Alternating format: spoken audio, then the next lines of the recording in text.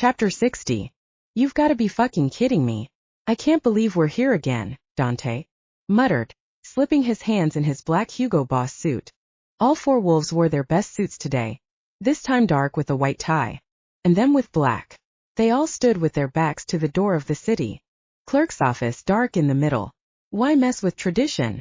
He smirked. Only I'm not as nervous as you two fucks were. Nathaniel and Eli chuckled. We always said you were different. Shut it, he laughed. His spirits could not be hampered. This has gotta be the happiest day of my life. Bleck, Dontae mumbled. In the distance Rose and Michelle's voices sounded through the echoing acoustics of City Hall, for pair of heels heading this way. The wolves exchanged a glance and Eli clapped a hand on Dark's shoulder, holding it. There. Ready. Ready. A flamboyant male voice bounced their way before they could see who'd it originated from. Jonas was trying to whisper. I don't see what's the big hurry. Why get married if you're not pregnant? I mean, he failed miserably to hide his remonstration since these four could hear anything and everything in the near vicinity. As soon as Jonas turned the corner and clapped eyes on the four wolves standing side by side, the young male nurse's jaw comically dropped.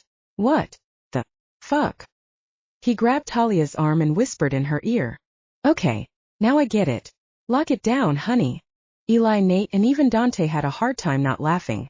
Dark was staring at his future wife and had barely heard her friend. She wore a long white gown that fit her curves like it was made for her. It was vintage, maybe from the 30s. Her hair was long and flowing just as he'd requested it to be. Rose, Michelle, and Jonas were in dresses that matched in only one way. They were fire engine red. Jonas even had on heels. He shoved Talia's bouquet into her distracted hands and said, Go get him, as Rose and Michelle smiled at their newest addition to their odd little family. Talia separated from them and walked to Dark. Hey you. He stared at her, unable to speak. I look okay? Her eyes knew the answer. He cleared his throat. You're stunning, he whispered. It's my grandmother's, she said, gently pulling up a side of the flowing fabric. It rustled as she let it go. He wrapped one arm around her and was about to kiss her when Eli and Nate yanked him back. No. You can wait 5 minutes. He laughed and shook them off. Okay. Offering her his arm, he gave a little bow. May I lead you to your wedding? Talia grinned and nodded, biting her bottom lip. Dontae opened the door for them. Allow me. Dark gave him a look that said everything about how he felt that his best friend was finally on board for his happiness. Thank you. He received a small chin dip in response. As the group filed in, another couple was leaving, big smiles on their faces, too. Dark watched them go. Eli stepped around to practically attack the county clerk. Hey, we're back. The man's eyebrows shot up as his eyes darted around the approaching faces. He lit up with recognition. Ah yes, how could I forget? A big smile spread. I was wondering if we'd see you again, the female employee said. She served as witness and recorded the events as well. She flushed as Eli remarked on her new hairstyle. Then he turned around and grabbed his wife. Look, baby, we left an impression. They remember us. Nathaniel snorted and entwined his fingers with Michelle's. Could have been us who left the impression. Take your ego down a notch. Eli grinned, his dimple deep. Seriously? Are you serious right now? This is not about you. Dark shouted with mock anger. Talia started laughing. His gaze landed on her. This is our turn. Well, let's get started or Jonas here will need a tissue for the amount of snot that's building up. Dontae called out. Everyone turned to look at Jonas, who covered his face. You're a mean man, he said through a stifled sob. He looked pretty freaking cute all dolled up like that with eyes matching his dress. I just love a non-conventional wedding. Sue me. Thank you for being here, Jonas, Talia smiled. He nodded, unable to answer. Dark took his bride-to-be by the hands and walked her to stand facing one another before the clerk. The ceremony began and the formal words were spoken. When it was time to give the vows, the man knew better than to think they weren't going to say their own. Your turn, he said simply with a friendly smile. Dark took a moment to collect himself, his glance dropping to the floor. Unlike his friends, this was a moment he'd been planning for a long time. His wolf had finally found his forever mate, and there was no need to search. Anymore. Talia, he whispered. I want you to know this isn't impulsive. I have searched for you and I have missed you. Every day you weren't with me felt painful. I tried to ignore it and managed to have an okay life, but it was never what it would be with you. It was never amazing. You are mine. I vow to protect you, stay by your side. Even when we're not in the same room, I will be there in my heart. I vow to start my days with you and to kiss you every night before we fall asleep. I vow to fuck the living daylights out of you. The room burst into laughter and applause as Talia turned bright red. Until you forget ever having been with another man, and long after that, too. I vow to listen, to spend time with you, to get to know who you are, and to hold that woman in my heart until I die. She gazed up at him. Knowing it was her turn, she licked her lips and smiled. I'm not as poetic as you are, Darek, but I vow to love you with everything I am until I die as well. I vow to keep my eyes open to your greatness, to allow space for mistakes from both of us, and to always, always, always be loyal. I can't wait to snuggle up with you every night and have coffee with you every day as we talk about what we're going to do, knowing that when we're apart, we're still together. I am yours. Thank you for finding me. He started to lean in to kiss her, but Eli, Nate, and Dontae shouted, wait. Laughing, he looked at the clerk, but his gaze moved past him because he saw the female witness had tears in her eyes. He'd hold that over Eli later. By the power. The clerk stopped. Oh, wait. Do we have the rings? Jonas opened a silver purse. I do. Oh no, I said it before they did. The clerk patiently took the rings and handed them to Darek and Talia. Do you, Darek Grayson, take Talia Nicole Irizarry as your lawfully wedded wife? I do. She slid the slender silver band on his ring finger. God, do I? She grinned at him. And do you, Talia Nicole Irizarry, take Darek Grayson to be your lawfully wedded husband? Talia held Darek's eyes for a sweet pause. I do. He slipped the diamond ring he'd purchased over the weekend onto her finger, exhaling as it fit. She held it up with a slight, disbelieving shake of her head. It's beautiful, Darek. It pales next to you. Jonas choked back a sob. They ignored him because the clerk was already saying the words Darek couldn't wait to hear. Then, by the power vested in me by the state of New York, I now pronounce you husband and wife. Darek looked over to his packmates. They comically rolled their eyes to the ceiling like they didn't know what he was waiting for. Eli began to whistle. Rose burst out, kiss her. Then everybody screamed it. Kiss her. Kiss her. Darek kissed his grinning wife, pulling her off her feet and swinging her around. She started laughing, but he wasn't done. He kissed the laughter away. And soon they were in a crushing embrace. He could feel her heartbeat against his chest, and he thanked the powers that be for bringing her into this world and into his life. When the group left the room, everyone was talking. Plans were made for where to eat as they headed down the cavernous hallway past people they paid no mind to. Dontae shoved the double door open with a great big thrust, in downtown New York stared back at them. The second he breathed in the outside air, Darek said, guys, I need a rain check on that meal. What's up? Nathaniel asked, his arm around Michelle's shoulders. Darek shrugged and pulled Talia to him, slipping his arm around her waist. I want to take my wife to her new home. Talia looked up at him with raised eyebrows. Oh, I have a new home and I don't know about it. I thought you'd move in with me. Makes sense, he shrugged casually. Let's get some movers today. Talia shook her head. Okay, I have to put my foot down. The group was quiet. Darek realized he might have overstepped his bounds, and he turned to her, his face serious. I'm sorry, She covered his mouth. No, silly. I want to move in with you. My place is too tiny. But this is a party and we have the rest of our lives. Let's go get drunk. He burst out laughing and the group cheered. She can stay, Dontae shouted. Talia laughed and they started off. But only a few steps in, a phone rang in Jonas's purse. Talia, baby. It's probably your mama, he said. She stopped walking and Darek stayed with her, telling the others, you go on ahead. We'll meet you there. They nodded and headed off. Jonas stayed behind. Talia looked at the phone. That's not my mom's number. She answered it. Hello? Oh, Janet? Hey, what's up? Darek could easily hear the conversation, so he eavesdropped.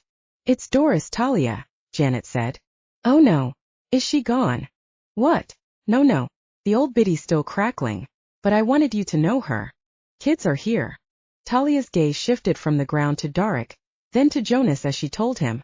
Doris Williams has visitors. Her kids. Jonas gaped at her. Everyone knew she never had anyone come by. No way. But then confusion hit Talia. Why are you telling me this, Janet? Jonas whispered with heavy sarcasm. Does she want to borrow money or eat your firstborn? Talia waved him silent. Dark didn't know the history, but from the way this Janet person spoke, this call wasn't easy for her to make. I'm telling you. Because you're the reason she called them. She apologized to them for being an asshole. And they flew in this morning. Dark heard Talia's heart skip and tears jumped to her eyes. Oh my God. I just thought you should know. I've gotta go. Janet hung up. His wife's hand fluttered to her heart as she stared at him, silently asking. If he heard. He nodded and took the phone from her, handing it back to Jonas. You okay? Yeah, it's redemption, Darek. She was willing to die just last week and I can't believe she actually listened to me and took a chance. It's a miracle. Darek picked up her chin and gave her a little kiss. Then that makes two. Today. He took her hand, threw his other arm around Jonas and said, Let's go. Get drunk. They were very, very successful in doing just that. Epilogue. Paris 2 months later. Mr. Grayson, I'll kindly ask you to stop pawing me in front of the Monet. Talia purred into his ear, so low no one but a werewolf could hear it. He was standing behind her, his body pressed into hers, pretending to admire the enormous painting before them, but his mind was naughtily elsewhere. She'd been pretending to fight him off for the past 3 days of their honeymoon here, but it was all an act. She couldn't get enough of her new hubby's advances. But a woman must always remember one thing, men especially. Wolves need to hunt. The chase is never over. If it leaves, the spark leaves. With it. Darek's hands were clasping her middle and they tightened and gave her a hungry squeeze. In her ear he growled sensually. He's dead. He doesn't care. If I push you up against his thick paint strokes and test if a little sweat will make them smear even more. Darek ran his hands up her sides so slowly. She felt as though she might faint from the electricity his touch sent through her veins. And no one's here except for that security guard, who could use a little entertainment. Talia laughed and swatted Darek away just as he tried to grab her breasts. Right there in the museum. She stepped forward and out of reach, moving to the next painting. Her eyes were on it as if it were the most captivating thing she'd ever witnessed. They drank in the pastel pinks, deep magentas and smoky blues of Monet's rendition of the bridge at his home in Giverny, France. Was something else so beautiful, but it didn't hold a candle to her man. In her periphery she heard him pause before he strolled over. Why are you making this hard for me? He smirked, not really needing an answer. He took his place behind her again and held her close, her back to his chest. Resting his chin on her shoulder, they looked at the painting together. If you'd have taken me on a honeymoon right after we'd gotten married, you'd be getting more action. He laughed, the rumble vibrating her earlobe. Funny. What's funny? She asked, feigning innocence. You're the one who couldn't take time off work. You mean the one who wouldn't quit my job? She teased, turning around. He loosened his arms and as soon as she was facing him, tightened them again, his nose inches from hers as he leaned down. Well, if we're going to have kids, Talia. Her eyebrows flew up. Finally. You admit it. You're trying to knock me up. His eyes lost their humor and darkened slightly. This was new. Her smile vanished as she waited for him to sort through the emotions behind his somber expression. I want you to have my children. Nervousness flashed through her in waves that bordered on nausea. She darted a self-conscious glance to the quiet but ever-watchful profile of the security guard standing by the door. Taking her husband's hand, she led him out of Musée Marmottan Monet and to charming, winding paths of the park just outside it on Avenue Raphael. Glancing over her shoulder to Darek, she motioned to a bench shaded by the gentle leaves and slender branches of the linden trees that Paris was famous for. I feel like you're going to give me bad news, he sighed as they sat down. She took his hands, looking down at them. No, but I am going to tell you what I want. Her eyelashes rose slowly as she steeled with self-confidence and a desire to hold her own no matter how much she loved him and was afraid of making him unhappy. We just met. I love you. I am stunned by you if I'm honest. She smiled, and his eyes returned the smile, but his mouth did not. Dark, I need some time for just us. We need a foundation built where our trust and friendship is solid before we bring children into our lives.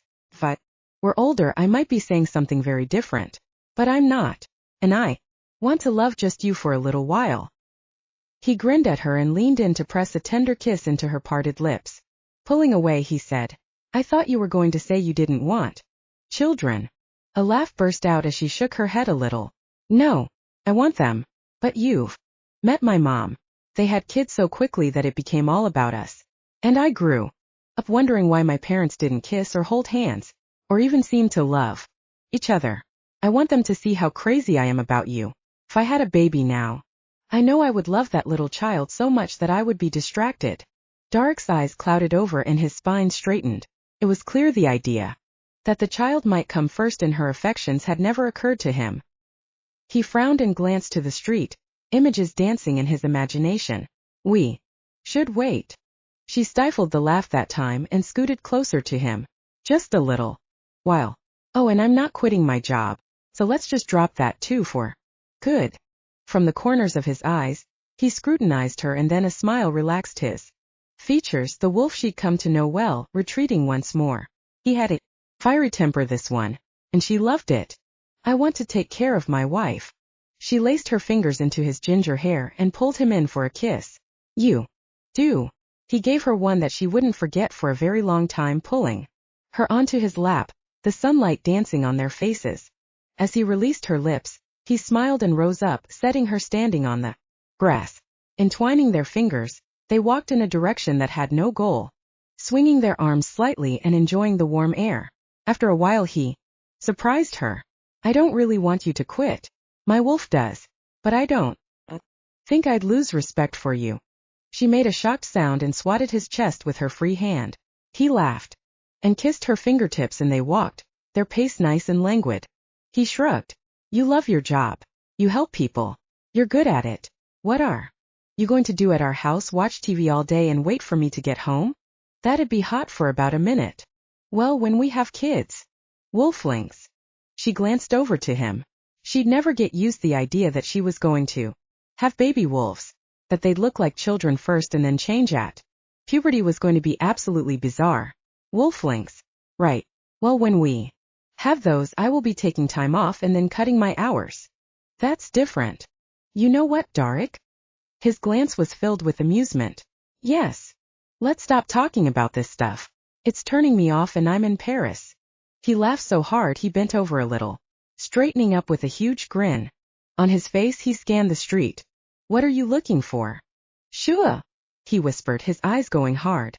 Hurry. Her heartbeat jumped, and she let herself be pulled faster toward a row of connected homes, gorgeous buildings centuries old. Her eyes darted from him to the alley he was leading them to. It wasn't the type that was straight where you could see all the way down it. It curved, the end nowhere in sight. He must have heard something there with his heightened senses, but why would he be dragging her into danger? She had no idea. Maybe someone needed saving and they had to get there as fast as they could, but there was no way he could use his supernatural speed in broad daylight. Still, he was moving fast. She broke into a jog to keep up. Come on, he whispered, glancing left and right as they entered the narrow space. They veered left out of sight of the street and stopped. She looked around quickly, but there was no one there. Turning to him, her lips open to question what they were doing. I love how you look at me. She laughed lightly. I wasn't looking at your face. His eyes glowed light blue. I know. Dark took possession of her mouth, lifted her up by her thighs and wrapped her legs around him, holding her up. She clasped her ankles and moaned in his ear as he entered her in a fierce burst. Fuck, you feel so good, baby. Their bodies moved on each other, an acute connection felt by both. They were only a few months into the rest of their lives, but their future would surely be amazing. Dontae. Chapter 61. Dontae bent the eager woman over, her bare ass displayed for him and all of New York to admire, that is if they happened to have binoculars and were looking out from a skyscraper higher than this one's rooftop. He gave her sweet rear a stinging smack. Her immediate moan made his dick harder. You like that, huh? You like it rough. with her head dangling. Between her legs her light brown hair bobbed up and down. He unzipped his Hugo Boss slacks and slammed his generous length into her without further ado. Still like it, he groaned. Oh yes. Her breathy answer transformed into a long soft moan as he moved in her. Fuck me harder than you've ever fucked anyone. He paused. Now why'd she have to go and remind me of Catherine? With all the pent-up rage and resentment he carried for his bitch ex Dontae, slammed his ever-growing erection into the woman he just met a mere hour ago. She responded like someone who hadn't had it good in a long time, which he had. No doubt of. The way she'd come on to him earlier had an air of desperation. That didn't turn him on, but she'd been nice and intelligent and her body in that metallic silver dress inspired his wolf to take it off. So now here they were on the roof of the mid-priced apartment complex she lived in. Just like that. Oh my God, yes. Please don't stop. He growled. I'm just getting started. Plowing into her unfamiliar pussy with hard, deliberate strokes. It was only seconds later that she quivered around his fullness with the first of what he planned to be many orgasms. He looked out onto the twinkling view of Manhattan, moving in slow circles as she came. This is the life. That was one, he said under his breath. She gripped onto the railing. You're so hard, she whispered into the low wind. He wasn't as hard as he could be, but he was bigger than most, so he understood. Her mistake. He pushed in really deep and held there. Then he started to move. Again. Her back undulated as she absorbed his smooth, sure strokes. In his suit jacket pocket his phone, the latest model of course, began to ring in. Unwanted interruption. He closed his eyes to ignore it, giving himself over to the shockwaves of pleasure coursing through his bloodstream. The ringing stopped. He opened his eyes to soak in her feminine back, the line of her spine moving beautifully. He ran a rough hand down it and she moaned. He moved faster, his lips parting on low pants. But then his stupid phone rang again. Irritated, he glanced to where he'd dropped his jacket on the lounge chair. Fuck. Twice in a row. Fuck. I've got to answer that. Don't stop, his new lover moaned. Don't answer it. But memories of Darrick's call just 3 months ago, and the urgency of the news it brought with it flashed before him. He growled, damn it. I'm sorry. Hang on a second. The phone stopped ringing. It might be an emergency. My friends only repeat call me when leaving her. Dripping and aching, Dontae crossed to the phone, his pants around his ankles. It wasn't a graceful transition. He pulled out the phone and it rang in his hands. 3 calls? He didn't recognize the number. It could have been one of his packmates using someone else's phone, but why? Couldn't be good. He was curious and annoyed. Hello. There was silence for a long moment before a woman whispered. Dontae? His stomach twisted. Gallons of ice poured into his veins. This voice he hadn't heard in over 2 years, the one that still haunted his nightmares. That depends. It's Catherine. You've got the wrong number. He hung up. Catherine. His chest heaved as he raked shocked fingers through his blonde, well-trimmed hair. Calling me now after all this time? Why? Oh no. Someone behind him moaned. Surprised he wasn't alone, Dontae turned around. It was like the world had shifted and now he was looking at an alternate one. Over there was the naked woman he'd just been fucking from behind, and yet he felt no connection to this reality. She was staring at his crotch with disappointment. He followed her gaze to his flaccid cock. Fuck. He leaned down, grabbed his pants and pulled them up, zipping them slowly as he stared at the city view, not seeing anything but Catherine's face. What's going on? The woman asked. You okay? She stood up, not covering herself. He blinked over to her, then scooped up the abandoned pile of silver fabric from the floor, tossing it to her in one fluid motion. Sorry, Nora. Looks like one is all you get tonight. Tonight. She caught the dress and forced a smile. Does that mean I'll see you again? Questionable. He grabbed his jacket and headed for the door. Great. Good night. Fuck you too, she called after his distracted, retreating stride. He raised a hand and gave a curt wave. Night. Chapter 62. He stepped onto 7th Avenue as memories flooded him of the last time he'd seen his gorgeous cunt whore ex. Her long flaxen hair blowing in the Atlantic breeze as she gazed at the ocean, waves lit mystically by a new moon. Her green eyes were darker in the low light. There was something behind them that should have had him worried. Are you feeling better? He'd asked, walking out to stand beside her. They'd borrowed a friend's place in the Hamptons and it was only their first night there. He couldn't wait to tear off her yellow cotton sundress, but she'd demur, claiming a stomachache. Then she'd come out here. Like she hadn't heard the question, she stared ahead. High tide waves crashing 8 short feet away. He glanced to the wood floor beneath their bare feet and saw in his periphery her orange-painted toenails wiggling. It occurred to him then that maybe she wasn't truly ill after all. Maybe something greater was on her mind. With his supernatural hearing, he listened for her heart rate and found it abnormally fast. He braced himself. I asked if you were feeling better. What are you hiding from me, Dontae? The muscles in his neck tensed. Nothing, he lied. How many times do I have to tell you? She exhaled with annoyance. When you tell me the truth, I'll stop asking. You, Catherine. Just stop, she interrupted, raising her hand, her green eyes locked on the dark water. With his tongue he rubbed the back of his bottom teeth, thinking this was an impossible situation. He was hiding something. He had to. No one must ever know that werewolves exist. And Catherine Zenith was a socialite who came from old money. She was so deeply embedded in New York society that she could expose him and his packmates in more ways than he could imagine. It wasn't just that he didn't want to tell her. He had no urge to come clean with her, even though they were living together. His being a creature most humans misunderstood and feared was a part of him he wanted kept only his. There was no appeal in sharing his secret. None. Still, he hated that it bothered her so much. Mostly because when she was bothered, she acted like this. We could be fucking right now instead of arguing. Let's enjoy the weekend. You drove all the way out here. She shot him a suspicious look. Why don't you know how to drive? Jesus, he growled. I live in a city with thousands of taxis and subways. That's only 10 miles long. It doesn't mean anything that I don't drive. Except that I never had to in the forest where I lived my entire life until a little more than a few years ago, half man/half wolf among others like me. Right, she said under her breath, not sure what to believe. After a moment, she added all too calmly, I slept with someone. You what? An invisible, powerful fist punched him in his spine. From the corners of her eyes she carefully watched him. I slept with someone else. Receiving another invisible punch, this one to the abdomen, he grated. Who is he? She shrugged. It doesn't matter. I'm the one who did it. He doesn't know about you. He doesn't know about me? The man you live with. Stunned, he was unable to believe her nonchalance. All his muscles tensed with desire to hit her and hit her hard. His wolf saw blood red and crashed just underneath his skin. Dontae gritted his teeth and fisted his hands.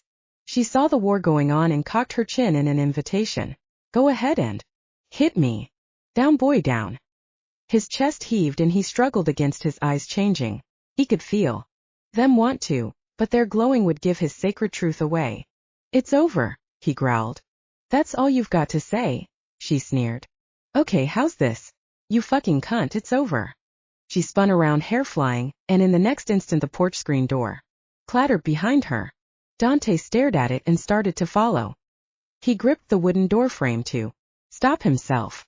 Images of her fucking some human male kept exploding in his mind's eye. He knew if he walked inside he might tear this house to pieces and her with it. I've given her my time, my loyalty, my heart. Enraged, he literally ripped his clothes off his body and raced to the ocean, crashing against the current with harsh, impassioned strokes. What he wanted to do was shift, but he couldn't be trusted with that now. And there were other houses in the near distance. You never know who's watching. Having no idea how long he'd been out there, he finally returned the fire. Cooled. He wanted the guy's name. He could locate the motherfucker's address on his own.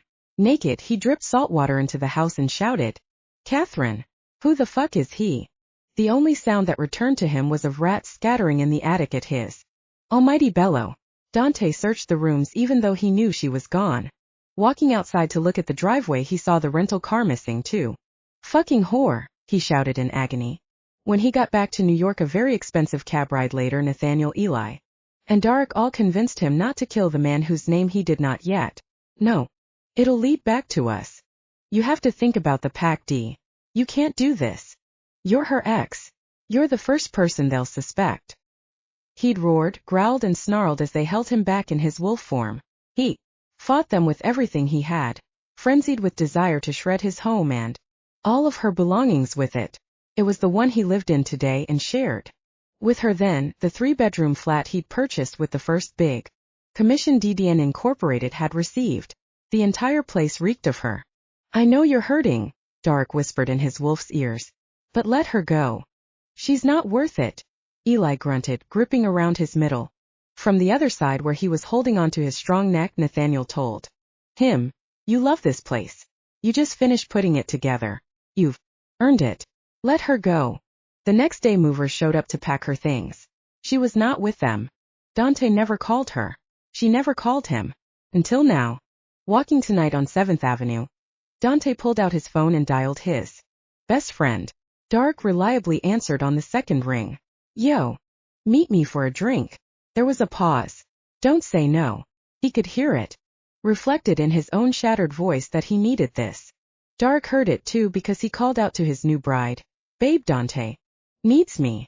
I don't need you, Dontae grumbled. I just need a drink. Dontae says he can't live without me right now. Dontae chuckled despite himself. What did I call Eli without knowing it? Dark was too busy listening to her holler back from the bathroom. Of course. Do what you need to. That was all Dontae needed to hear. He hung up and spun around in a slow circle, his eyes on the old gum-covered sidewalk, his hands shoved into his pants pockets. The night air felt cold to him, which wasn't normal. Wolves run hot. Then his phone rang, his heart stopped. With his eyes locked, he pulled the phone slowly out and on a relieved exhale answered. What? You didn't say where, numbnut. Dontae shook out his shoulders, lifting his gaze to scrape a modern high-rise building, one he and his packmates had designed. Had I walked that far already? You remember the bar around the corner from our first commission? The 17-story on 7th? Dark asked. That's the one. And a lot of 7s. Had to be lucky. Indeed it was. Dark paused. I'll catch a cab and be there in 10. Order me an Oban. Done. The line went dead and Dontae lowered the phone into his pocket with reluctance. Part of him wanted to dial the number he had yet to delete. His fingers twitched. His heart rate picked up. He clenched his jaw 3 times, grinding his teeth together. Don't call her. Don't fucking call that bitch. Unless you want to die a slow death all over again. Chapter 63. Catherine held the phone to her chest. Why did I keep this stupid dress? She stared down at it, the yellow sundress, blaming it for making her call that tragic number. Like most of her sundresses, she wore it around the house like a nightgown because of its pajama-like feel. Normally she could fool herself and act like this one didn't remind her of that horrible night, but it did. Always did. I'm a glutton for punishment. She slipped her feet underneath her on the couch and rested her head on the back cushion. Then Jonathan walked into the room. Kate? Did I hear you on the phone? Was that Leo and Amanda? She asked absently, slowly glancing his way. Your hair is still wet. You're not going to dry it before bed. She glanced down at the locks dripping down her bare shoulders, darkening the canary-hued cotton. I'm not ready for bed yet. And no, it wasn't them. I was calling Mother. She smiled and he returned it. How is Margot? Oh, I'm okay. Same. She was watching her favorite show. Got off the phone quickly. She uncurled her legs and stretched them. Probably won't even remember I called. He walked to the flat-screen TV and stared at it. Want to turn this bad boy on and watch a movie? She felt her stomach flip as she searched for a way to get out of it. You really want to? No, I don't think so. He stuck the tops of his fingers in his jeans pockets, pushing them down slightly, his red polo shirt not tucked in. His dark brown, well-groomed hair was a nice frame for his dark eyes. He looked like someone she should want more than she did. I had my heart set on going to bed early. He shrugged. You did? She asked with raised eyebrows. Why do you sound like I'm boring? I'm tired. Nothing more than that. She glanced down to her knees and laid her hands on them, her clear nail polish chipped on one pinky. She stared at the cracked veneer. Do I? I'm sorry, John. I didn't mean to. She forced a small smile that never reached her. Green eyes. He blinked his instincts away. See how tired I am? I'm hearing things that aren't there. He scratched his head and went to leave the room. John. He turned. Yeah. Sweet dreams. Thanks. On his exit, he said over his shoulder, Night, honey. Rising from the L-shaped beige sectional, Catherine went to the bathroom and inspected her face, finding her eyes dull and lifeless. She pulled her damp hair into a ponytail, the end reaching the middle of her shoulder blades. Intending on joining her fiancé, she half-heartedly brushed her teeth for bed, when a desperate and unexpected tug pulled at her chest. Disturbed, she gazed at her reflection, as it became literal pain. Blinking to the ceiling, she asked herself what was wrong. Her stomach felt as though she'd never want to eat again. Before she realized what she was doing, her bare feet had tiptoed to the front door. She carefully picked up her house keys from the bowl on the pretty antique table and slid her Chanel coat off the hook. Tugging on fur-lined boots, she ignored the fact that her outfit didn't match at all. Simply didn't matter. She slipped out into the co-op hallway and locked there flat up very, very quietly. Stepping onto 7th Avenue, she paid the cabbie and told him, Thank you for being so fast. Her eyes were already fixed on her reason for coming, the building she'd secretly helped come to fruition. She hadn't dared drive by it since they'd broken up and had in fact avoided it like the plague, but tonight she felt drawn to it. This building. She had a large part in making it happen. Dontae, Dark, Eli, and Nathaniel, the architects of DDN Incorporated, would never know that, but she knew it. That's what mattered. As pedestrians crossed her path behind and in front, Catherine gazed up at the structure towering above, marveling at what they had accomplished. It was one of many now designed by them, but it had been the springboard, the beginning of their success. She'd read mentions of their firm in the paper a few times over the years since they'd been apart. Seemed he and his talented friends were making a quiet but very important splash with green design. How exciting that must be. Maybe I just need a purpose. What am I about to do? Marry a man I don't really love and stay home having his children? Is that my future? What the fuck are you doing here? Ice poured into her spine as her head swiveled left toward the sound of the voice. His voice, only 10 feet away, was intensely masculine. Dontae Shepherd in a black Hugo Boss suit, glaring at her with supreme hatred. Dontae, she whispered in disbelief. With all the dignity of her bloodline, she collected herself and in her calmest voice said, You look well. Fire practically shot from his mouth. How is it you called me 25 minutes ago, and now you're standing exactly where I'm at, Catherine? The sound of her name falling from his lips melted her, but she didn't want to show it. Jonathan always called her Kate, as her parents did, but Dontae had never done that. Her lips parted as she blinked at him. Are you stalking me? All the warm fuzzies vanished. Through daggers she hissed. You must be insane. If you think me capable of such a thing. His nostrils flared and his eyes seemed to lighten. Damn it, he muttered, shaking his head like a dog before he locked eyes with her again. Then why are you here? Why are you here? She countered, crossing her arms. I'm not the one wearing a nightgown in the middle of the night, with my hair freshly showered. She looked down and felt illogically hurt he didn't remember the dress. This is a summer dress, I'll have you know. And what does it matter that my hair is? Damn, what do you care? It's not summer. He motioned to the dress peeking through the unbuttoned Chanel. You always wore those before bed. She shot back. I wore nothing before bed with you. Or have you forgotten? Seething, he glared at her. Don't follow me. Then he looked past her at something. She swallowed hard as he walked away.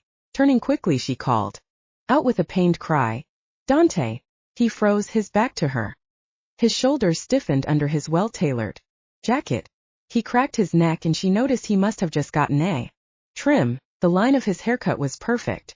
He fought the urge to turn around and succeeded. She felt her heart crumble as his best friend Dark jumped out of cab and locked eyes with Dontae. Dark's face changed, and stricken by their quiet exchange, he glanced over to Catherine with his lips parted in shock. She didn't know what to do, so she just stood there as pedestrians passed her. On both sides, a frozen tableau of pain between them. Dark's blue eyes hardened and he shook his head in the smallest of motions, a message not to Follow them inside. She wanted to scream, as if I have no self-respect. Please. They disappeared, and a tender piece of her vanished with them. She stumbled as she walked to the end of the sidewalk to hail the first available cab. Climbing in, she told the cabbie, "Just drive. I need to think. I'll give you an address when I'm ready." Without a flicker in his eyes, he started the meter and pulled away from the curb. Catherine couldn't help but steal a final glance at the bar's window, compelled to soak in her ex's image one last time. It wasn't possible. Too many strangers were in the way. Now that she'd been face to face with him, she felt emptier. Memories flooded her as the cab drove aimlessly through the city. The time they drove down the coast to spend a winter weekend in Washington, D.C. and see the monuments. How he'd walked among them as if he were there. King rather than an average citizen, so handsome that she stared at him more. Then at Lincoln. "What are you looking at?" "A great man," she'd smiled. "And an enigma." Hazel eyes danced on a prideful smirk as he turned back to the enormous 16th President of the United States. "I can take him," he joked. And the awkward time he opened his apartment door to find her standing on the welcome mat. She'd surprised him with a visit, but really she was trying to find out if he was hiding a wife and child. He was so elusive, she thought he must be secretly married. He wasn't. He'd opened the door, stared down at her with those piercing eyes, and shocked her back by blurting, "I love you." It was the first time he'd said it. There was such raw honesty her skin shimmered with goosebumps. He'd drawn her close, shut the door and taken her against it, ripping her panties in the process. And before they'd moved in together, when she danced half-naked in her two-story brownstone, teasing him that he wasn't allowed to touch her until he promised to meet her parents. He promised, but he never followed through. And the sunny morning when he made her scrambled eggs with Greek feta cheese, not wearing a stitch of clothing as he raked a hand through his blonde hair, excitedly telling her they'd finally gotten their first big commission the previous day, a building on 7th Avenue. He'd shot her a look filled with such pride she promised herself never to confess she'd been instrumental in securing that big money job. He and his friends had talent. She'd seen it and believed in it. But they knew no one. New York City is the biggest small town in the world. However, she had incredible connections everywhere. Her great-great-great-grandparents had purchased the elegant Upper East Side 3-story building now lived in by her mom and dad. Their bloodline ran through the veins of Manhattan. Catherine's family was even distantly related to both the Rockefellers and the Kennedys. And yet there she was living with a man who, for all she could discover, had absolutely no history at all. None. There was no trace of his past in any search engine or library database. When she asked who his family was, he told her they were from Canada but were no longer alive. "Don't worry. I'm not after you for a green card. I'm a U.S. citizen born here, raised there." He'd given her a swanky smile that made her want to stop asking questions. He had a way of doing that, but sooner or later the nagging suspicion that he was hiding something really, really big always came back to haunt her. She asked him outright many times. He denied holding anything back. "Why do we always have to fight about this? I'm not hiding anything, Catherine." In the end, her women's intuition couldn't take it anymore. She found herself pulling Jonathan Connors into a bathroom at a family function. A respectable man her family approved of, had not only met but knew well, and who had no secrets whatsoever. He was a good person. But he wasn't Dontae. Nobody was Dontae Shepherd. In only a few months Catherine Zenith would become Catherine Connors. Everything was set except for the dress. "I can't find one I like," she told her mother. But in a deep place in her heart, she knew it was much more than. Chapter 64. With blue eyes locked on Catherine, Dark assured Dontae, "She's staying put." He grunted, grabbed the door handle and moved over as two men walked out. What they were saying he'd never know. He couldn't think. He couldn't hear. His heart felt like shrapnel. His eyes were ghosts of their former selves. Her scent had him hostage. For the first time in his life he actually hated that. His senses were accentuated more than a human's. She'd smelled like shampoo, mango soap, and Catherine. He'd forgotten that sweet smell a long time ago, and now he wanted to kick himself for accosting her. He should have just walked by her when he'd seen her standing there. He should have hid. But he was never one to hide. Dark followed him all the way to the far end of the bar where there was space to stand, and ordered for them 2 double shots of Oban Scotch. While they waited, the blue-eyed wolf threw his arm around Dontae's shoulders and because he was a good friend didn't say a word. In silence they stood among the crowd of well-dressed people of all ages, cultures and diversity, their expressions a stark contrast to the jovial vibe in the room. The amber-filled glasses arrived and a credit card was given to hold open the bill. The blonde female bartender tried to smile at Dontae, but he couldn't see her. He only saw Catherine's face. He picked up the rocks glass and stared at it before taking a drink. He even forgot to toast, a custom he never forgot to enjoy. After he finished drinking the large pour in one desperate gulp, he set the glass slowly down and threw his friend a somber glance. "Thank you for coming." Dark's eyes flickered and he nodded, finishing off his own glass to set it beside Dontae's. Another sign of a good friend, Dontae thought. "2 more, please," Dark called to the bartender. He glanced to his friend. "I'm sorry it took me so long to get here." "Go ahead. Ask me." "Okay. What was Catherine doing there? You look shell-shocked. Was she with you the whole time you were waiting?" Then he muttered, "I wish I'd told the driver to go faster." Dontae loosened his tie. "I'd been staring at our first creation. For how long I don't know." Then out of nowhere her scent carried on the breeze and it felt not real. "I thought I was dreaming it for a second because we were together when we got that commission. Totally natural to think about her when I looked at it. But then," Dark finished, "then there she was." "Is this the first time you've seen her since?" Dontae nodded. "Yep." The bartender returned and plopped freshly filled glasses down like someone over their job who should look for a new one. He ignored her and waited for her to leave them alone.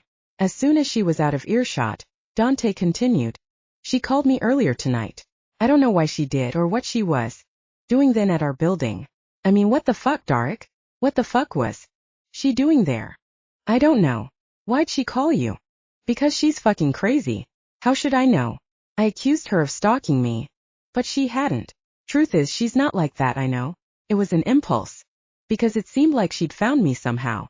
He muttered, "I guess I'm naturally suspicious." Dark stared at his glass. "When you hack and search files like we do, it's easy to think other people can do that too. But most can't." In order to help victims of crime, the 4 werewolves had a system in place that enabled them to locate people, often evildoers, so they could kick the shit out of them, scare them into confessing, and in any way possible bring them to justice. Don't blame yourself. So what are you gonna do? Forget it ever happened as quickly as fucking possible. Dontae sat on the waiting bar stool and slouched. Dark took a seat too before venturing. "Look, D, you haven't had a vacation in years. Not since you 2 were together. Don't take this the wrong way, but you need one." Dontae sighed into his glass before he took a sip. He knew the prognosis was accurate and unwanted. "I like being busy. It keeps me motivated." 4. Just motivated. Dontae looked over at the hot female bartender as she reached up on her tiptoes for a bottle from a top shelf, but could only see Catherine.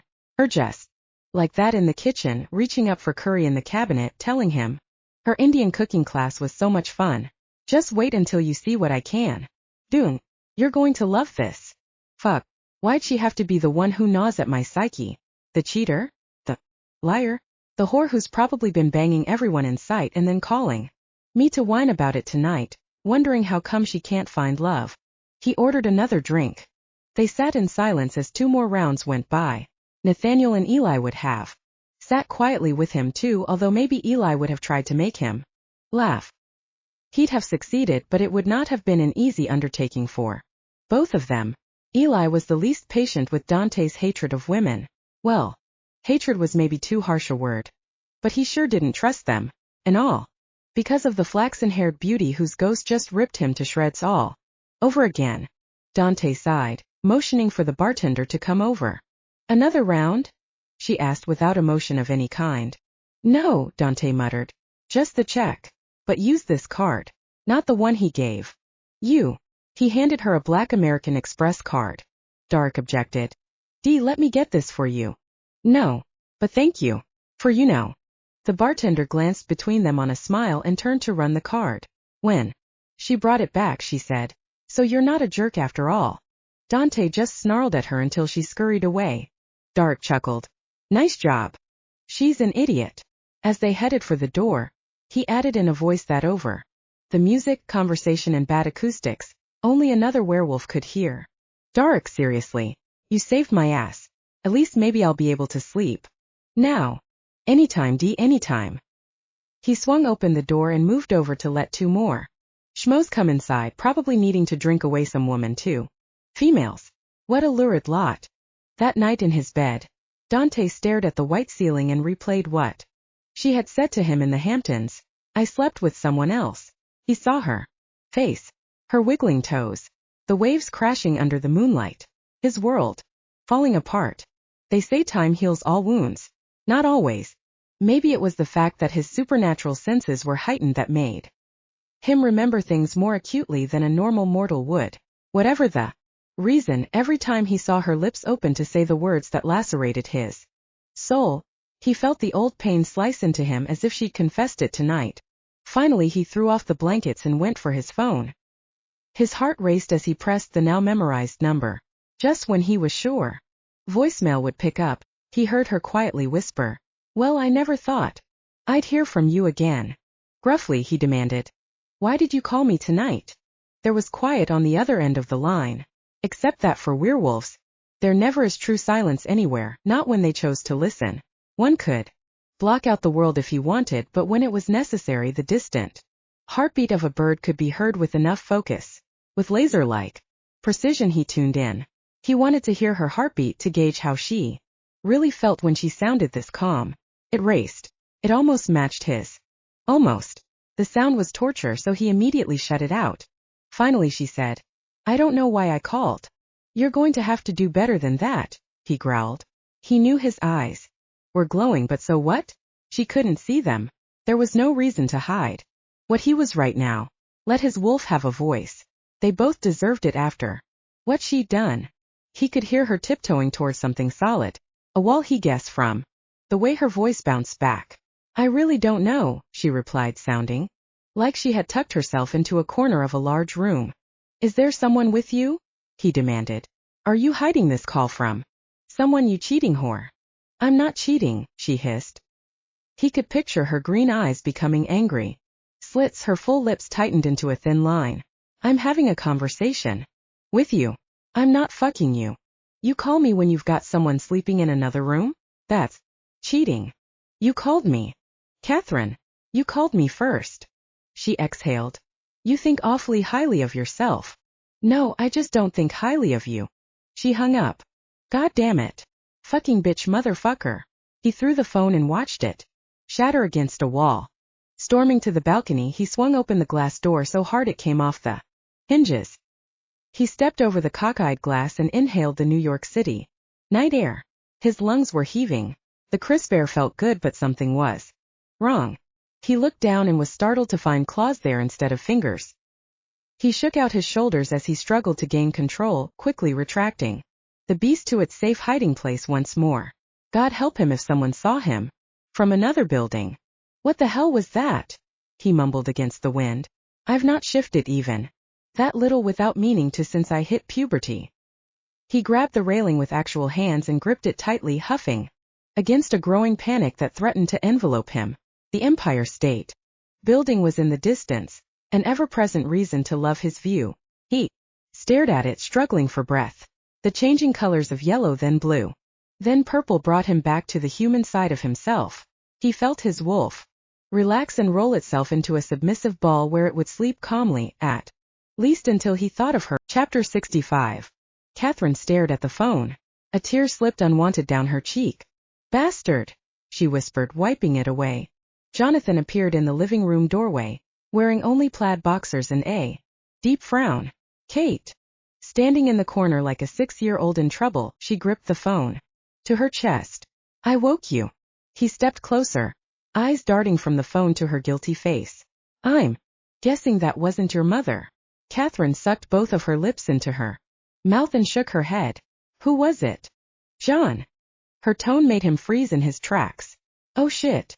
No, I haven't done anything. Off his look, she rolled her eyes to the ceiling and raked her free hand through her hair, trying to muster up what in the world to tell him. I haven't. I promise you. They stared at each other. Okay, but... Her stomach flipped circles, each more painful than the last.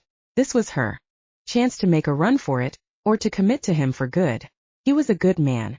Such a good man. Her family loved him probably more than she did. He'd make an okay father except for the probability that he'd not teach them anything new. He'd probably just make carbon copies of him, a man designed by the term normal. For God's sake, don't rock the boat was one of his favorite things to say whenever Catherine had a contrary opinion she meant to voice among their judgmental social circles. Well, Kate, what is it? Her body was as tense as though she were about to cage dive with great whites. She closed her eyes begging for the answer from her angels, or anyone who could tell her that she should follow her heart. The room was so quiet. She held her breath, waiting. A small voice inside of her whispered, you know what you have to do, and suddenly she inhaled. Kate, you're scaring me. Meeting his frightened brown eyes, she shook her head with sadness. I'm sorry, John. I can't marry you. He staggered back. Who is it? It's nobody. It's me. Oh, for Christ's sake? His hand went to his head and he held it there, disbelieving. Who the fuck is he? It's me, she repeated. It's not you. It's not. He exploded. It's not you, it's me. I mean, really, how cliché can you be? Cliché? Really, John? You think that haircut is original? You think working for your father's business is a new idea? How about proposing to a woman you barely even want to fuck just because it's the next step in the relationship? I mean, if anyone knows cliché, it's you. Wounded puppy dog eyes instantly transformed to unadulterated rage. Is that what you think of me? Really? Really, Kate? If you are so disgusted with my so-called unoriginality, then why the hell did you say yes? From the corner, Catherine threw the phone at him. Mistake. She rushed forward. But he held it out of reach and swiped the screen. Stupidly, and because she'd previously had no need, she had never set a password lock on it. Within a single second he was staring at the name Dontae. Incoming 2 minutes. Outgoing earlier this very evening 2 minutes. So, this Dontae is a 2-minute man. He sneered. Catherine saw her world crumbling as John started dialing her ex. Don't. She tried to grab the phone, but he pushed her back and listened. An ugly laugh ripped out of him as he threw the phone onto the couch. Straight to voicemail. Guess he turned off his phone so you wouldn't call him again, huh? Is that what that 2 minutes were? Him saying don't fucking call me? Huh? He started to pace, his head in his hands, emotions all over the place. 1 minute he yelled, the next he looked like a child. It killed her to stand there and watch. Her grief mirrored his. She loved him enough to know she didn't love him enough. I'm so sorry, Jonathan, but I promise you I haven't been with anyone since you and I since that fundraiser. But I did call him tonight because I don't know, I guess I was searching for why I was so unhappy. He's the man I was with when I met you. I'm only saying this so that I'm completely honest and so that you know I haven't been touched by anyone but you. I've been faithful. He stared at her. Why doesn't that make me feel better? You're still calling off the wedding. You've been unhappy? Why didn't you say something? Have you been happy? When was the last time we truly laughed? I mean, you must have noticed we hardly ever have sex anymore. It's like we're roommates. Or something. He spun in a slow circle, looking around their living room like it was packed. Already? What now? I can't believe this is happening. What now? I don't know. I didn't plan this. No, because you didn't think about it at all, did you? Suddenly the rage was back and he shouted. Did you? She hugged herself and shook her head. No, I didn't. I'm so sorry. Fucking selfish is what you are. He snarled, flipping around and heading for the door. Jonathan. What? Her voice was quiet, her body soft. You don't know it now, but ending this I just saved you years of unhappiness. He stared, dumbstruck, then pointed at her and rasped. I was happy, Kate. Was you who wasn't happy? As he headed for the bedroom, his voice trailed behind. I'm getting my things. I'm going to stay at Mark's. We'll talk later. Catherine burrowed back into the corner, tears falling. Chapter 66. Dontae awoke on the floor of the balcony, still in his clothes. The morning sun beat down on him and he blinked with surprise. What the hell? He stood up and dusted off his suit pants. His feet hurt since this was a new Pair of shoes that needed to be worn in. Great. Rolling out an ankle, he cast a sweeping glance onto the horizon.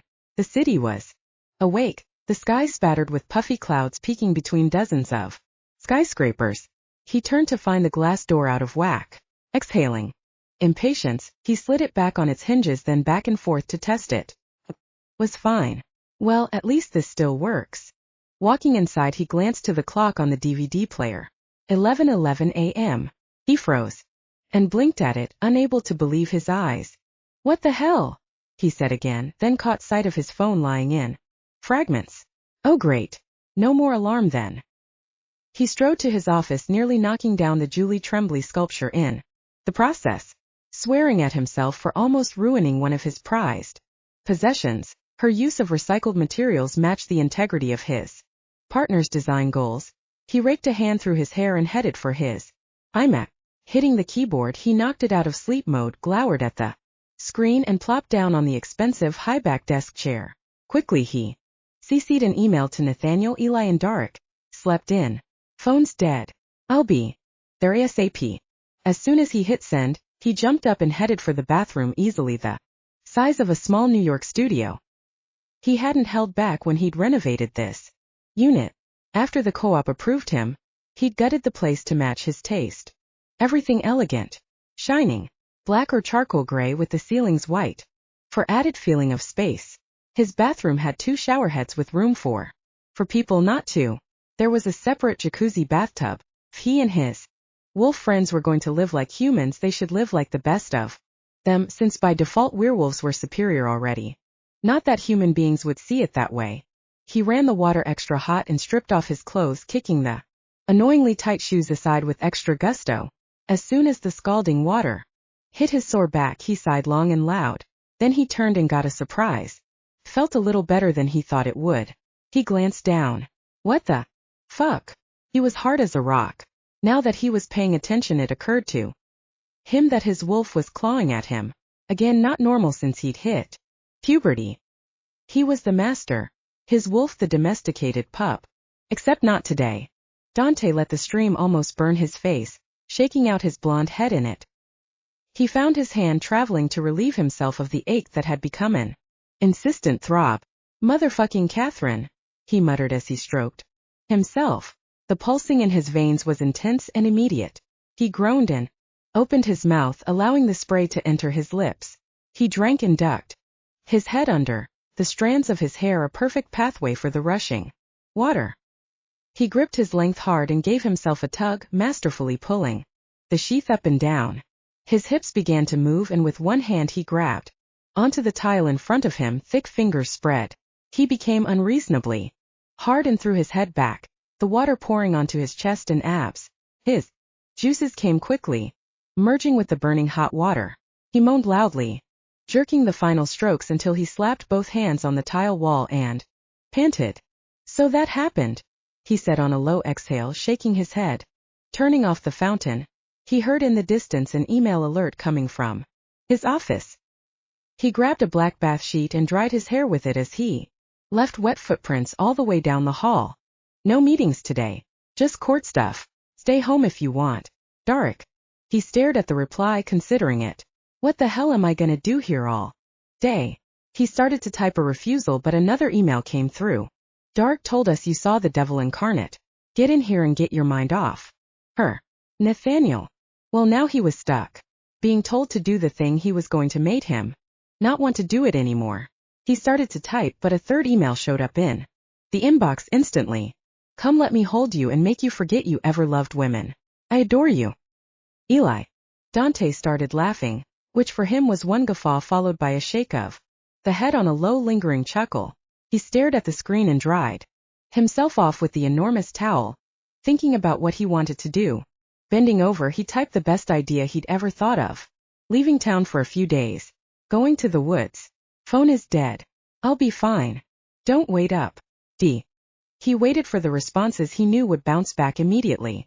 His packmates didn't let him down. That's awesome. Get a new phone before you go. If you're lying and hiding out in your apartment for 3 days, you're a bigger pussy than I think you are. He group emailed them one last time.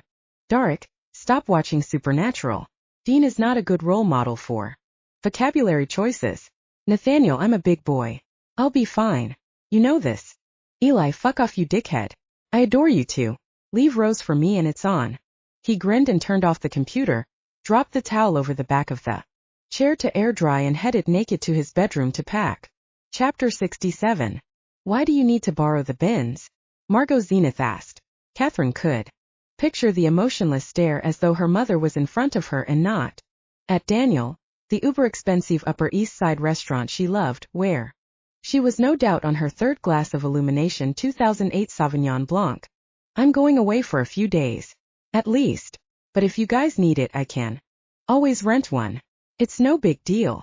Her mother scoffed. Why would I need it? It's been in the garage for months. Your father has it serviced, of course, but other than that, who drives in Manhattan? Catherine had no patience for her mother's ways right now. She still hadn't told her she and Jonathan called off the wedding and everything else between them. It had only happened last night, so she really wasn't in the mood for shrieking at the moment. That's great, he must keep his museum intact, came the bored interruption. Are you and Jonathan going on a trip? Catherine tapped on the kitchen counter, staring at a photo of her ex-fiancé, with his arm around her, taken on his last birthday. Yeah. Jealous. We haven't been anywhere in nearly a decade. Mother, you went to Belize last year. Anywhere bugs didn't eat us alive, I meant. Tell me you're going where there are no bugs. Catherine stifled a sigh. There are no bugs anywhere I am going. Good. The sound of ice rattling in the wine glass came through the phone. You still have keys to our home? You know I do. Don't be so quick to attack, Kate. Okay, so that impatient sigh hadn't been stifled. Escaping from the refrigerator view, Catherine said through gritted teeth. I'm not, Mother. But, you know I have keys. You always have to ask questions when you know the answers. Why? Seriously, why do you do that? It's called conversation. Someday you'll learn how to participate in one. The car is there. Gas it up before you bring it back. And remember to let Jonathan put the gas in. A man wants to be the man. You think so, eh? Catherine paused near their coat rack filled with scarves and coats. Quite a few hats were hung on the rungs as well, each assigned to at least one memory, not all of them good. I'm going over to get the car now. Is Dad there? Your father is sitting across from me. So no. Since when do you and Dad have lunch together? She frowned at all of it. Seemed like every inch was seeped in memories. Breaking up sucks so badly. What's going on? Your mother and I are getting to know one another again. Henry Zenith called out loud enough to be heard, but not loud enough to make an undignified scene. Catherine stared into her parents' past, at the infidelities on both their parts, the fights, the estrangements. Is this true, Mom? Oh, it's Mom now, is it? Her mother dryly chuckled. Yes, it's true. Henry and I are giving it another go. Who knows if it will work, but why the hell not? It's hard to throw 33 years to the winds, isn't it? Catherine smiled. Well, I'm impressed. Hopefully you and Jonathan will have as good a run as we've had, her mother returned. She rolled her eyes and headed for her waiting suitcase, packed with enough clothes for 5 days just in case she stayed longer than the weekend. She wanted to put off facing him for as long as possible, but really traveling alone can get pretty dreary. Yeah, thanks for the wheels. I'll call you later. You two have fun. Dragging her suitcase down the 3 flights of stairs, Catherine grunted and opened the front door of their building, excited to find a cab dropping off a teenage couple right out front. Taxi. Hold up. He nodded from where he sat and jumped out to help with her bags. The kids gave her the once-over and she smiled for the hell of it. They didn't return the politeness. Well, screw you too, she muttered. The cabbie grabbed the suitcase and popped the trunk, asking over his shoulder, JFK or LaGuardia? No, I'm not going to the airport. I need a ride to the Upper East Side. I'm picking up a car. She noticed his disappointment at losing the higher fare, so she shared without invitation. I'm driving up to Maine. He climbed into the driver's side and shut the door. Pretty there. Visiting family? No, Catherine said on a slow smile as a seed of excitement planted. I wasn't sure until just now. You know what I'm going to do? Have fresh lobster. In a cute little cafe right on the water. I've seen people do it in the movies. And it looks so romantic. She leaned back and looked out the window. Chapter 68. You sure you don't want me to drive you, sir? Dontae's rather beefy, dark-skinned limo driver Hank asked. His face showed all the surprise he was unable to hide despite his best professional effort. I want to be alone, Dontae said without emotion. Hank threw him the keys. I'll pay you like you were here. Getting in the driver's side, Dontae stared at the console. Hank started to lean in, but Dontae closed the door with a look that said, don't even think about helping me. Hank headed for the subway to go back home to his wife. Easiest money I ever made, he chuckled to himself. His employer was a quiet man but extremely fair. Since Hank had come from the Dominican Republic for better work, he knew well from the recounting of his other friends who'd migrated here too that good jobs like these weren't common. Normally when you were in a subservient position you were treated as such. Dontae Shepard always treated Hank man to man. Fiddling with knobs, Dontae finally got the mirrors where he wanted them. He moved his seat, looked for good music on the radio and pushed the gear shift back and forth, watching the letters and numbers light up one after the other. D has to mean drive. R reverse, he muttered, testing the theories. He'd never driven before, but he figured it couldn't be too hard. Pulling away from the curb, he almost careened into a passing car, not having had looked left before merging. Fuck, he grumbled, glancing around to make sure no one witnessed his inexperience. The other driver honked like the end of the world had come. Yeah, that's really helping everybody. Blending into midday traffic was far from easy. He jammed his finger into the power button to turn off the radio in the middle of the Piano Man chorus. Shut the fuck up. Since Dontae was technically inclined, it was he of the pack who hacked computers when they looked for bad guys. It didn't take him long to get the general hang of driving. In silence, with full concentration employed, he took the 95 freeway out of Manhattan, heading north. He wanted to go back to where they'd grown up because his wolf was in need of running free, anything to get that woman out of his mind. He was on his way to Maine. As Bridgeport, Stratford and Milford rolled by, Dontae felt the edge smooth out in his spirit. The clouds in the sky helped. They mirrored his emotions, and there was something comforting in that. Driving a long distance alone with no music turned out to be surprisingly therapeutic as well. He could see why men loved their cars sometimes more than their homes. The power of the vehicle, mastered by him and him alone, driving forward at whatever speed he wished into an unknown future, held a certain appeal for the masculine need to discover and conquer. As the hours passed, clouds darkened with the waning sun. They gathered, moving too quickly. He leaned forward to inspect the sky through the windshield, pursing his lips and considering how difficult this trip might prove to be for a first-time driver. From his experience living in the woods as a young wolf, he could tell that Mother Nature was about to show him what she was made of. Okay, I can handle this, he said under his breath, not really believing it. As though on dramatic cue, lightning illuminated the heavens, followed instantly by powerful claps of thunder. In heavy undulating sheets, rain exploded from the darkness, assaulting his Audi A4 sedan. With every curse word he could think of, he searched for the windshield wipers. He hit the turn signal, accidentally turned off the lights and put them back on, hit the cruise control. For what I paid for this piece of shit, the wipers should be zipping on their own at the first drop of rain. Finally the wipers moved and he cranked them up full gear. Exhaling, he sat back, gripping the wheel. If Eli could see me now, he'd never let me live this ineptitude down. For 2 miles he drove fairly quickly despite the storm until suddenly red taillights illuminated the darkness. Stop traffic. Shit. He slammed the brakes and hydroplaned to a diagonal stop, narrowly missing the rear end of a Subaru. Panting, he stared ahead, gathering his adrenaline back to a normal level. I like this driving thing, he laughed. Amusement didn't last long. The cars inched forward at 2 miles an hour. Patience is never a wolf's strongest trait. After 11 minutes of this bullshit, he said, fuck this, and cranked his wheel to the right, pulling into the shoulder to bypass all the foolish, law-abiding citizens. Cars honked at him. He growled through his window and kept going. He chuckled at their inability to think outside the box, completely oblivious to the reason why driving in the shoulder is never smart. It's where debris flies off the main freeway to live.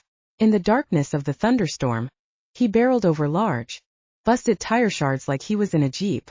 It only made him laugh harder. Having no clue his car was fragile, he then charged over an old '57 Chevy. Front fender left behind from an accident 3 years ago. It lodged itself and rattled around his engine's underbelly. Then it made a terrible grinding noise. That can't be good. The foreign object spun around like a spike high on cocaine, popping both front tires at the same time. Dontae shouted, "Uff!" as he careened into a ditch. His head bounced off the steering wheel. Instant headache. Unable to go anywhere and as pissed off as he had been in a long time, Dontae glared at the mischievous rain, hearing Mother Nature whisper that he was a pride-filled numbskull. Yeah, he muttered to the useless wipers whisking left and right, the view of a dark grassy field ahead. Within 4 seconds of climbing out he was drenched jeans and black button-up. Clinging to his body, blonde hair flattened against his skull. He squinted against the violent downpour as thunder vibrated his sensitive eardrums. Calling out for help, no one was impressed. The same drivers who'd seen him cheat traffic were the ones offering no help now.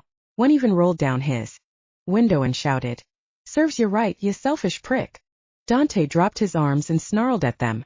The torrential rain drowned his volume as he said, "You'll move along soon enough and someone will help me. So, fuck you all." He paced. The cars inched by. People stared at him through liquid windows. He grumbled obscenities the entire time. It was the longest 15 minutes of his life. Finally, an elegant older model Mercedes pulled over to the shoulder. Headlamps trained on him. He blinked into the refracted light, the rain glowing in it, and held up his hand with a grateful wave. "Oh, thank God," he mumbled, looking inside the passenger window as it electronically rolled down. "Hello, Dontae. Need a lift?" Catherine asked with an amused smile. He stared at her stunned, raking both hands through sopping wet hair. His eyes were abnormally wide, eyelashes dripping. "You've gotta be fucking kidding me." "Okay, never mind then." She hit the button and the window began its ascent. He grabbed the glass. "No. Stop." She hit the button before the window attempted to cut off his determined fingers. He stifled a sneer and through gritted teeth said, "Yes, I need a lift." "It's your lucky day." She pointed at him. "Ah, don't say it." He swallowed his snarky retort and his pride and went back for his things.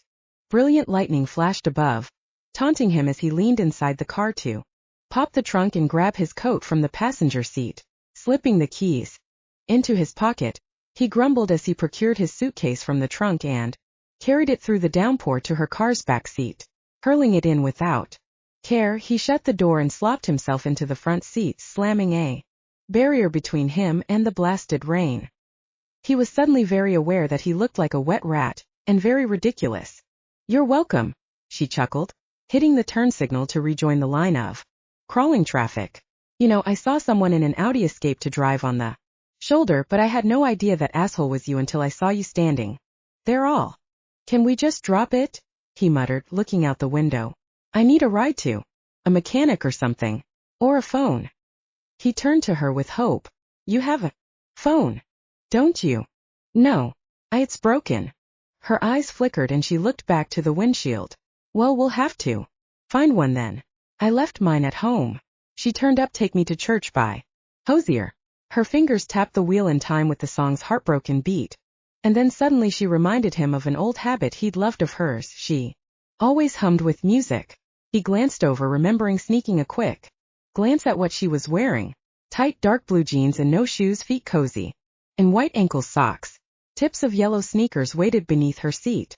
His gaze darted to her white v-neck tee, the pale straps of a light blue bra visible underneath. Looking back to the passenger seat, he saw for the first time her coat cramped underneath his suitcase. He hadn't noticed it when he'd thrown the thing on top. As he brought his gaze back, she met his eyes for a brief moment. "Wish I had a towel," she smiled. He stared at her until it faded away. "What are you doing up here?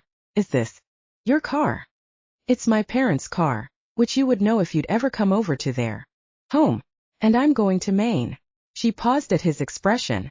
"What? Why the face?" "Jared," he stared at her, "there's no fucking way." He pushed wet hair away from his forehead and asked in a very low voice, "Why are you going to Maine?" Catherine. Flustered, she blinked back to the road. Lobster.